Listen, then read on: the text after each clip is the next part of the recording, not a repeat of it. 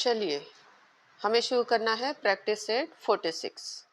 Last practice set में हम लोगों ने स्क्वायर एंड रेक्टेंगल के एरिया के फॉर्मूले तो देख लिए, लेकिन इस प्रैक्टिस सेट में हमें क्वेश्चन आएगा जिसमें हमें ज़रूरत पड़ेगी एरिया ऑफ ट्रायंगल के फॉर्मूला की। तो पहले हम उसे डिस्कस कर लेते हैं, फिर हम हमारा प्रैक्टिस सेट स्टार्ट करेंगे। ये एरिया ऑफ ट्रायंगल का फॉर्मूला होता है 1/2 इंटू बेस इंटू हाइट। अब ये जो हमारा ट्रायंगल है, इसका ये जो लाइन, ये जो होता है पोर्शन, उसे बोलते हैं बेस, और ये जो होता है उसे बोलते हैं height.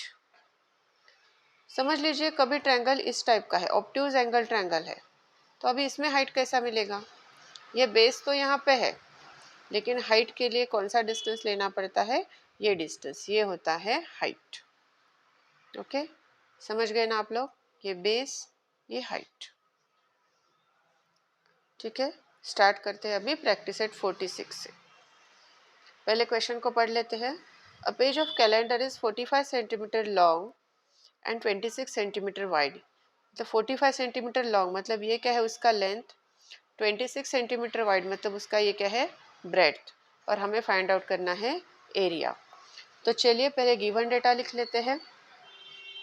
Length is equal to 45 centimetre and breadth is equal to 26 centimetre. Okay, formula लिखेंगे एरिया का। पेज कैसा है कैलेंडर का? कैलेंडर का पेज कैसा होता है? रेक्टेंगुलर। तो हम लिखेंगे फॉर्मूला रेक्टेंगल के लिए, एरिया ऑफ रेक्टेंगल। और हमें समझ जाना है कि लेंथ का अलग वैल्यू है, ब्रेड्थ का अलग वैल्यू है, मतलब हमारा जो डायग्राम हो रेक्टेंगल ही बनेगा, क्योंकि स्क्वायर में लेंथ और ब्रेड्थ क्या होते हैं? सेम होते हैं। ओके, तो लिखा एरिया ऑफ रेक्टेंगल का फॉर्मूला लेंथ इंटू ब्रेड्थ। अभी वैल्यूज डालेंगे। लेंथ का वैल्यू है 45, ब्रेड्थ का वैल्यू है 26। हमें इसका क्या करना है? मल्टीप्लिकेशन। चलिए रफ वर्क कर लेते हैं साइड में। 45 मल्टीप्लाइड बाय 26, 6 5 जा 30, कैरी 3, 6 4 जा 24, 24 प्लस 3 27। यहाँ पे लगा देते हैं क्रॉस। 2 5 जा 10, तो 0, यहाँ पे हो गया कैरी 1। 2 4 जा 8 प्लस 1 9, तो ये हो गया 0, ये 7 एंड 9 प्लस 2, इनको ऐड कर रहे हैं। 9 प्लस 2 कितना हो गया? 11। तो हमारा फाइनल आंसर आ गया 1170। तो मैंने बोला है एरिया के लिए क्या लिखते हैं? स्क्वायर लिखते हैं, तो सेंटीमीटर स्क्वायर। यूनिट के ऊपर एरिया के लिए हमेशा स्क्वायर आ जाता है। चलिए अब करते हैं question number 2। What is the area of rectangle with base? Base यहाँ पे दिया गया है 4.8, ये हो गया बेस, एंड हाइट कितना है? 3.6, ये हो गया हाइट।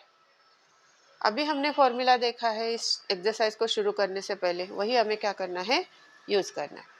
ठीक है, तो पहले गिवन डेटा लिख लेते हैं। Base is equal to B is equal to 4.8 centimetre, height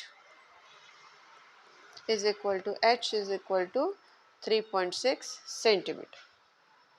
अब लिखते हैं फॉर्मूला एरिया ऑफ ट्रायंगल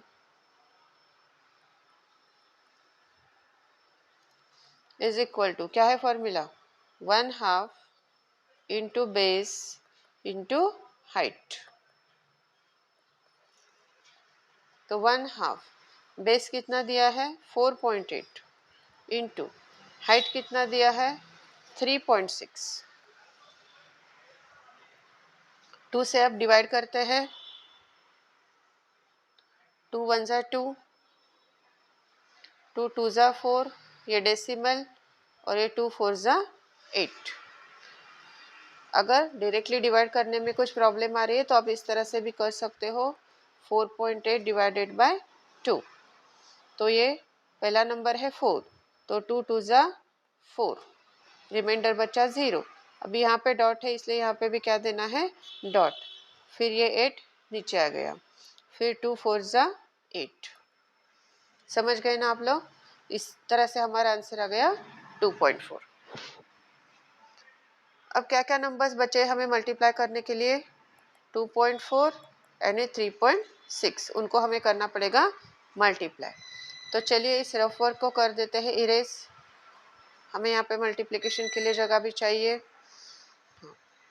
तो 2.4 मल्टीप्लाइड बाय 3.6, 6 4 जा 24, तो 4 कैरी 2, 6 2 जा 12, 12 प्लस 2 14, यहाँ पे लगा देते हैं क्रॉस, फिर 3 से मल्टीप्लाई करेंगे, 3 4 जा 12, तो 2 ये कैरी बना 1, 3 2 जा 6 प्लस 1 7, इन सबको करना है ऐड। ये 4 4 प्लस 2 6, 7 प्लस 1 8। यहाँ पे कितने डेसिमल प्लेसेस है अभी हमें काउंट करना पड़ेगा। डेसिमल प्लेसेस का मतलब होता है डेसिमल साइन के बाद कितने नंबर्स आ रहे हैं। अभी यहाँ पे देखते हैं तो इस डेसिमल के बाद ये एक नंबर है, यहाँ पे देखते हैं तो इस डेसिमल के बाद ये एक नंबर है, मतलब इस टोटल एग्जाम्पल में ये एक और ये एक, टोटल कितने प्लेसेस मिल गए हमें? 2 प्लेसेस। तो आंसर में डेसिमल लगाते वक्त हमें क्या करना है? लेफ्ट हैंड साइड से 2 प्लेसेस काउंट करने हैं, 1 2, और फिर हमें क्या लगाना है? डेसिमल का साइन। तो हमारा आंसर क्या बना? 8.64। एरिया है तो यूनिट में स्क्वायर जरूर लगेगा।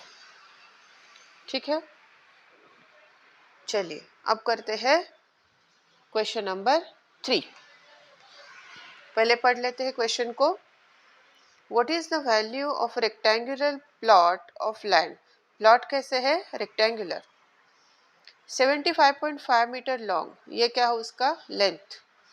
30.5 मीटर ब्रॉड, ये क्या हो गया उसका? Breadth. At the rate of 1000 rupees per square metre, ये बचा हुआ पार्ट हम बाद में देख लेते हैं क्योंकि इसका हमें कॉस्ट निकालना है।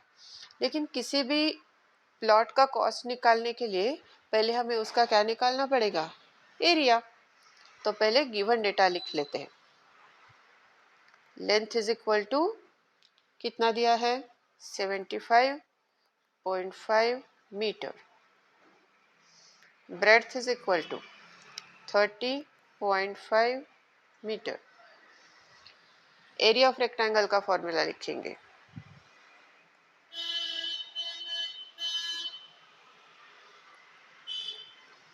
लेंथ इंटू ब्रेड्थ, करनी है इन दोनों की मल्टीप्लिकेशन। चलिए कर लेते हैं मल्टीप्लिकेशन रफ सेक्शन में। 75.5 मल्टीप्लाइड बाय 30.5, 5 ऐसा आ गए 25, तो 5 लिखेंगे, कैरी 2, फिर से 5 ऐसा 25 प्लस 2 27, मतलब 7 आ जाएगा, फिर से कैरी 2, 5 7 जा 35 प्लस 2 37, यहाँ पे लगाएंगे क्रॉस, और इस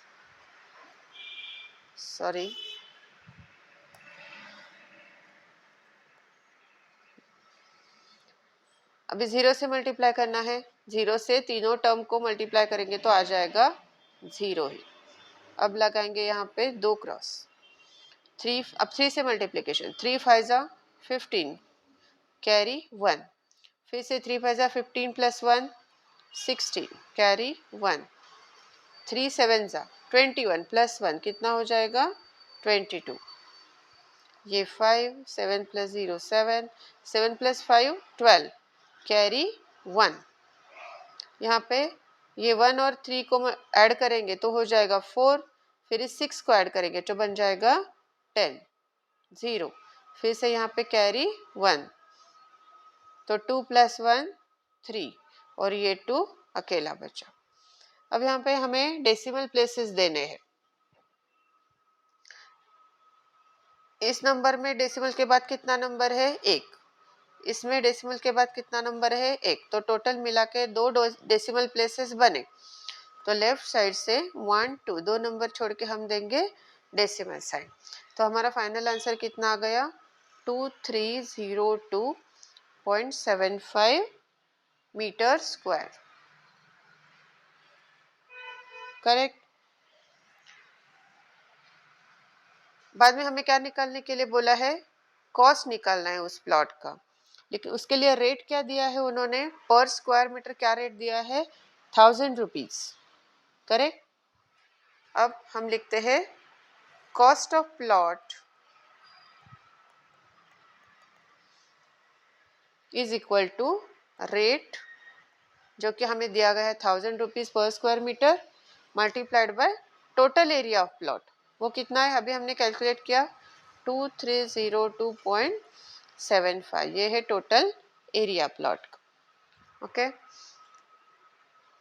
रेट क्या है 1000 रुपीज, 11100 मल्टीप्लाइड बाय, यहाँ पे हम लिखते हैं टोटल एरिया, बाद में हम नंबर डालेंगे, ठीक है।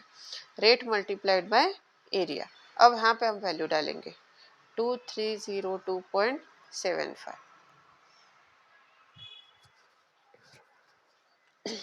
ठीक है।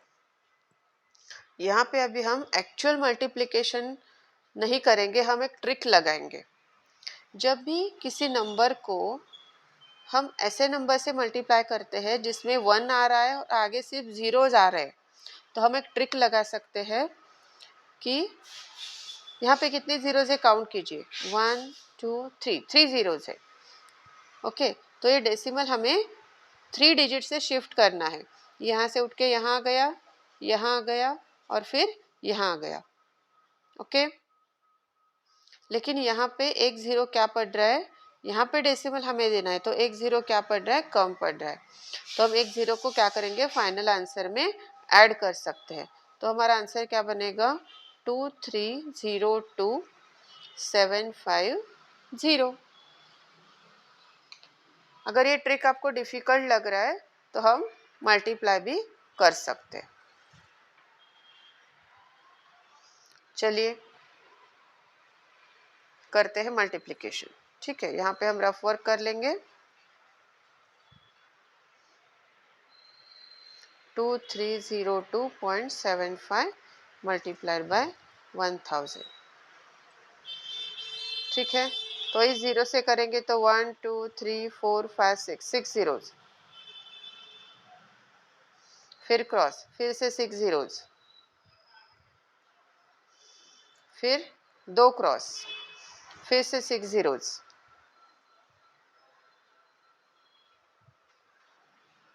अभी 1 से करना है, लेकिन उसके पहले हमें 3 टाइम्स क्रॉस देना पड़ेगा। अभी 1 से हर एक नंबर को मल्टीप्लाई करेंगे तो वही नंबर्स आ जाएंगे ना, तो डायरेक्टली हम वही नंबर्स लिख लेते हैं, 5 7 2 0 3 2। अब करते हैं इन सबको ऐड, 0 0, ये भी 0, फिर ये आ गया 5,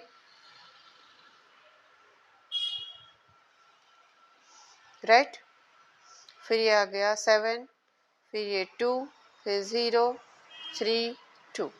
अब हमें डेसिमल प्लेसेस देने हैं। यहाँ पे टोटल एग्जाम्पल में कितने डेसिमल प्लेसेस है, इस डेसिमल के बाद 2 नंबर है 1 2, मतलब पूरे एग्जाम्पल में 2 डेसिमल प्लेसेस है।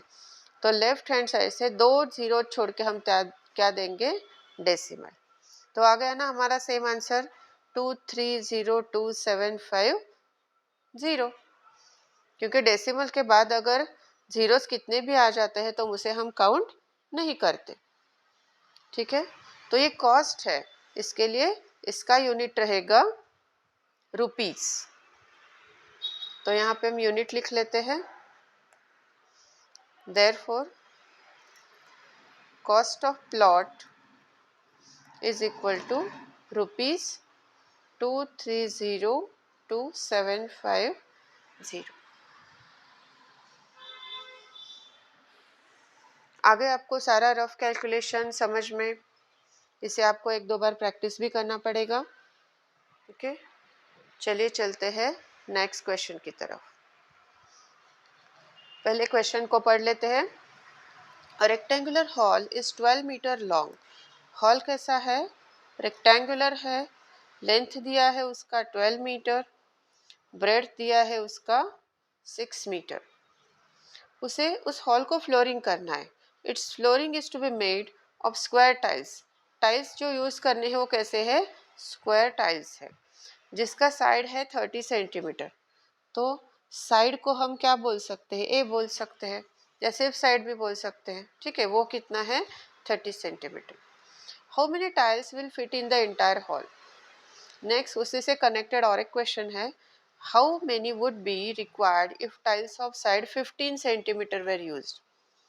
मतलब क्या है, इन शॉर्ट हम क्वेश्चन को समझ लेते हैं। एक रेक्टेंगुलर हॉल है जिसके मेजरमेंट्स हमें दिए हैं, लेंथ एंड ब्रेड्थ। उसमें क्या करने हैं, टाइल्स बिठाने हैं। नंबर ऑफ टाइल्स हमें काउंट करना है।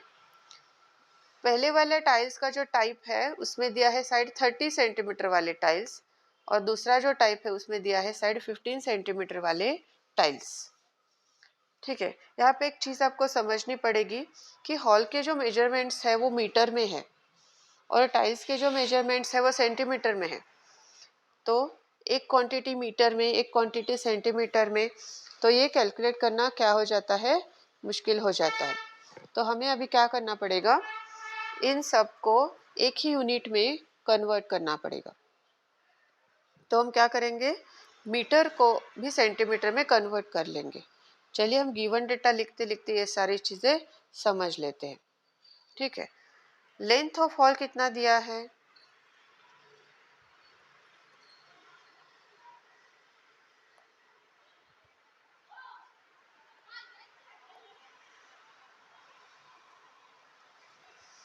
12 मीटर, राइट। तो इसे हम सेंटीमीटर में कन्वर्ट करेंगे तो क्या करना पड़ेगा हमें, मीटर टू सेंटीमीटर कन्वर्जन करते वक्त हमें क्या करना पड़ता है, 100 से मल्टीप्लाई करना पड़ता है, राइट। जो मीटर है उसे 100 से मल्टीप्लाई करेंगे तो बन जाता है सेंटीमीटर में। तो यहाँ पे 12 मीटर है तो 12 मल्टीप्लाइड बाय 100 मतलब 1200 सेंटीमीटर। ब्रेड्थ ऑफ हॉल क्या दिया गया है,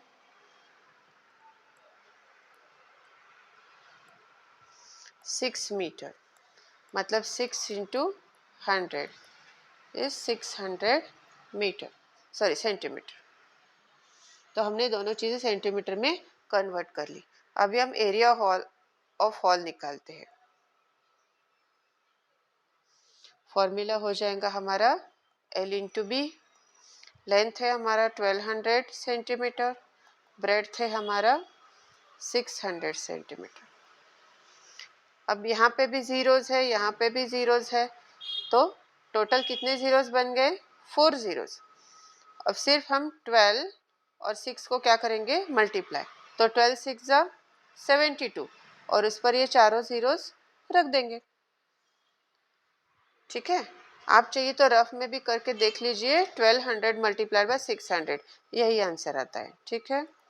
तो इसका यूनिट हम लिखेंगे सेंटीमीटर स्क्वायर। अब पहला केस हम कंसिडर कर लेते हैं जहाँ पे टाइल का साइड है 30 सेंटीमीटर, ओके। तो साइड ऑफ टाइल कितना दिया है, 30 सेंटीमीटर। तो एरिया ऑफ वन टाइल कितना बन जाएगा,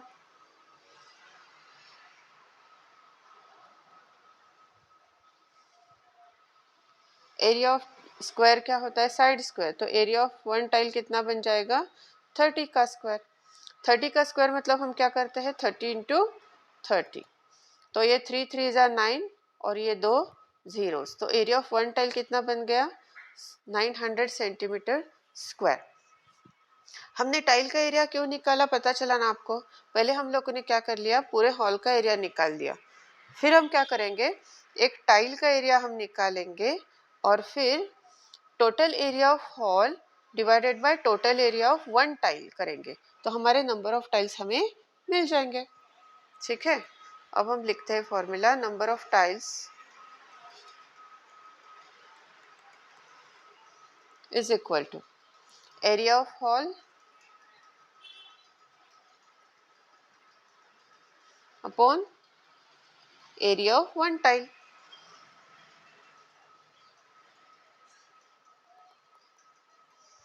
एरिया ऑफ हॉल कितना दिया गया है अभी, हमने कैलकुलेट किया अभी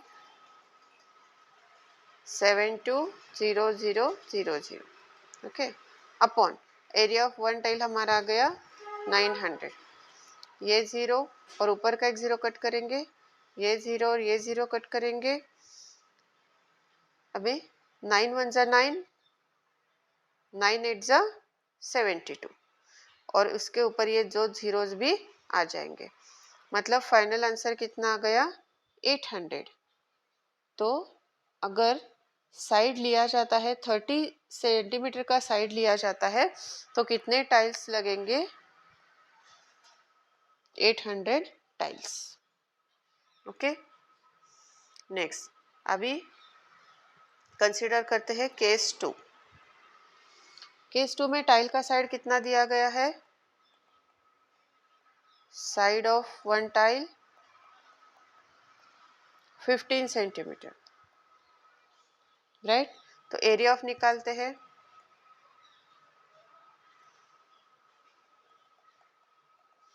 साइड का स्क्वायर करेंगे मतलब 15 का स्क्वायर, तो 15 इंटू 15, ठीक है। तो 15 इंटू 15 कितना हो जाता है, 15 15 जा सॉरी 15 5 जा 75, तो 5 कैरी 7, 15 1 जा 15 प्लस 7 22, तो हमारा एरिया ऑफ वन टाइल कितना आ गया 225 सेंटीमीटर स्क्वायर। अब हमें नंबर ऑफ टाइल्स निकालना है, ठीक है। Number of tiles is equal to area of hall upon area of one tile, ठीक है। वैल्यूज डालते हैं,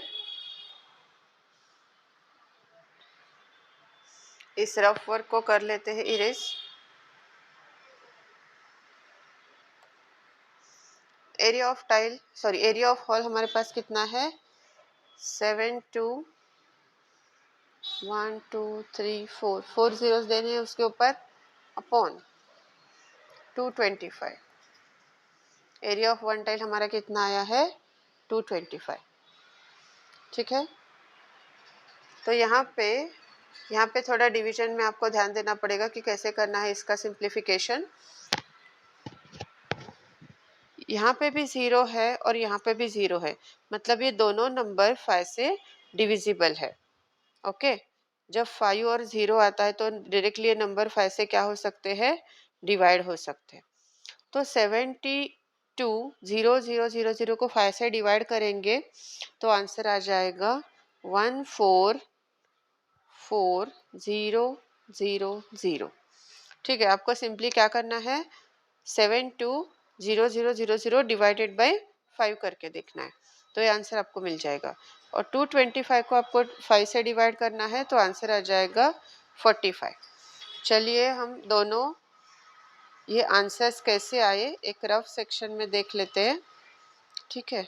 72 1 2 3 4, 4 जीरोस डिवाइडेड बाय 5। तो पहला नंबर है 7, तो हम करेंगे 5 1 जा 5, 7 माइनस 5 का रिमाइंडर बचेगा 2, ऊपर से आ गया 2, तो 5 4 जा 20, फिर रिमाइंडर बचा 2, ऊपर से आ गया एक 0, 5 4 जा 20, अभी रिमाइंडर बचा है 0, तो ये जो बचे हुए 3 जीरोज है हम ऊपर ऐसे ही क्या करेंगे लगा देंगे। आ गया ना हमारा सेम आंसर, समझ गए ना आप लोग।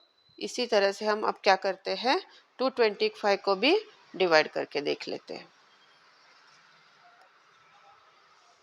225 डिवाइडेड बाय 5, तो ये हो गया 5 4 जा 20, रिमाइंडर बचा 2, ऊपर से आ गया ये 5, तो 5 5 जा 25, तो हमारा आंसर आ गया 45, ओके।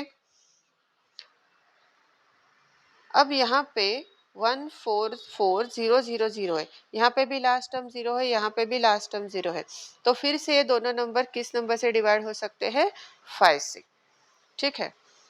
और फिर से हम क्या करेंगे यहाँ पे इसे 5 से करते हैं डिवाइड। तो हमारे पास अभी क्या नंबर है 144,000। इसे हमें करना है 5 से डिवाइड। तो 5 3 जा लेंगे तो 15 हो जाता है, इसलिए हमें क्या लेना पड़ेगा 5 2 जा 10। तो रिमाइंडर बचा 4, यहाँ से 4 को ले लिया तो 5 8 जा 40, रिमाइंडर बचा 4, फिर ये 0 नीचे आ गया, फिर से 5 8 जा 40, अभी रिमाइंडर 0 बचा है। तो ये दो जीरोस बचे हमारे पास, इनको हम ऐसे ही लिख लेंगे। तो इस नंबर को कर देते हैं कट, और जो हमारा आंसर आया है 28800 उसे लिख देते हैं। और 45 को 5 से डिवाइड करेंगे तो 5 9 जा 45, डायरेक्टली हमें आंसर मिल जाता है। अब न्यूमरेटर में हमारे पास है ये नंबर और डिनोमिनेटर में है ये 9। ओके, अब हम करते हैं डायरेक्ट डिवीजन। इस रफ वर्क को कर देते हैं इरेज। 28800 डिवाइडेड बाय क्या करेंगे 9। ओके, अभी 9 3 जा 27, रिमाइंडर 1, ऊपर से लिया 8, 9 2 जा 18, यहाँ पे हमारा रिमाइंडर 0 हो गया, तो बचे हुए दो जीरोस को हम ऐसे ही लिख लेंगे। तो 9 1 जा 9, और इस पूरे को डिवाइड करने के बाद हमें क्या आंसर मिला 3200। तो हमारे टाइल्स कितने आ गए, नंबर ऑफ टाइल्स 3200 टाइल्स। आ गया ना समझ में। यहाँ पे थोड़ा सा सिंप्लीफिकेशन का आपको प्रैक्टिस करना पड़ेगा, थोड़ा सा ये डिफिकल्ट है। ओके, लेकिन आप प्रैक्टिस करेंगे तो इजीली आप कर पाओगे। चलिए अब चलते हैं इस एक्सरसाइज के लास्ट क्वेश्चन की तरफ। पहले क्वेश्चन को पढ़ लेते हैं। Find the perimeter and area of a garden with measures as shown in the figure alongside. हमें क्या करना है, पेरीमीटर भी फाइंड आउट करना है और एरिया भी फाइंड आउट करना है। पहले हम क्या कर लेते हैं, इस डायग्राम को इक्वल स्क्वायर्स में क्या कर लेंगे डिवाइड। ऐसे डॉटेड लाइन ड्रॉ करके हम लोग क्या करेंगे, इसे डिवाइड करते हैं। अभी कितने स्क्वायर्स बने 1 2 3 4 5, ठीक है। तो टोटल नंबर ऑफ स्क्वायर्स 5 हो गए। इससे हम एरिया निकालने के लिए हमें हेल्प होगी इस नंबर से। लेकिन हमें पेरीमीटर निकालने के लिए डायग्राम के टोटल नंबर ऑफ साइड्स भी तो चाहिए। तो चलिए हम यहाँ से काउंट करते हैं, इसे नंबर देते हैं ए, इसे बोलते हैं ए से काउंट करते। ये हो गया 1 साइड, 2 3 4 5 6 7 8 9 10 11 12, मतलब टोटल कितने साइड्स है यहाँ पे 12 साइड्स। तो पहले हम ये लिख लेते हैं गिवन डेटा में total number of sides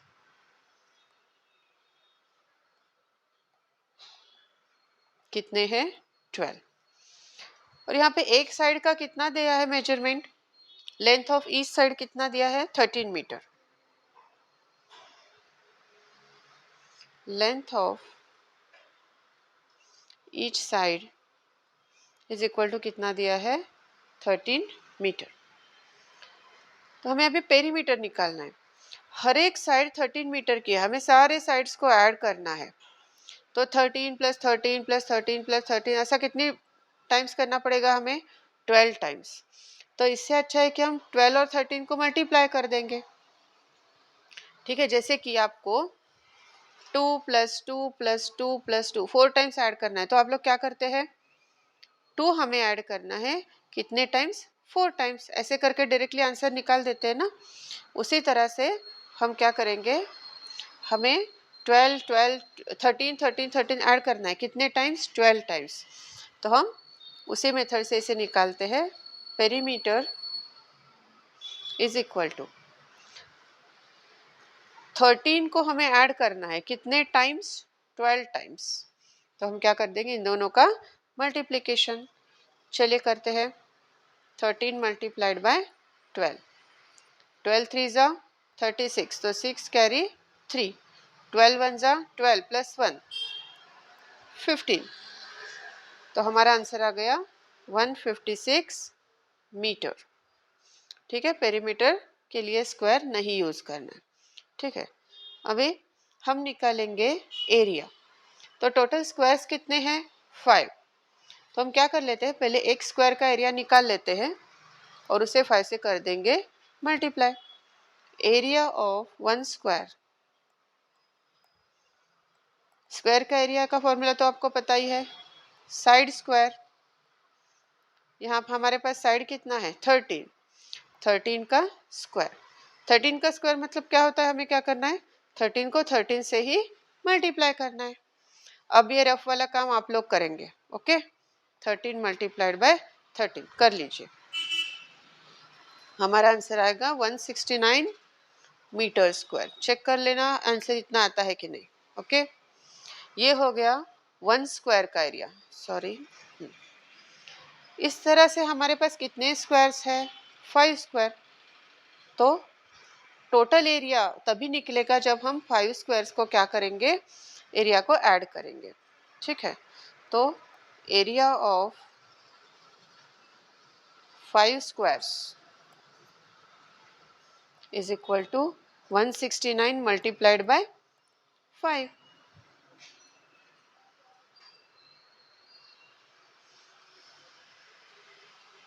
one 169 multiplied by 5. 5 9 जा 45, तो 5 कैरी 4, 5 6 जा 30 प्लस 1, सॉरी 30 प्लस 4 34, तो 4 कैरी 3, राइट। 5 1 जा 5 प्लस 3 8, तो हमारा आंसर आ गया 845, जो कि है टोटल एरिया। अब इसका यूनिट लिखेंगे मीटर स्क्वायर। तो फाइनली हम आंसर लिखते हैं, therefore perimeter is equal to 156 meter and area is equal to 845 metre square. समझ गए ना आप लोग ये सारे एग्जाम्पल्स? यहाँ पे इस एग्जाम्पल के साथ हमारा ये प्रैक्टिस सेट हो जाता है खत्म।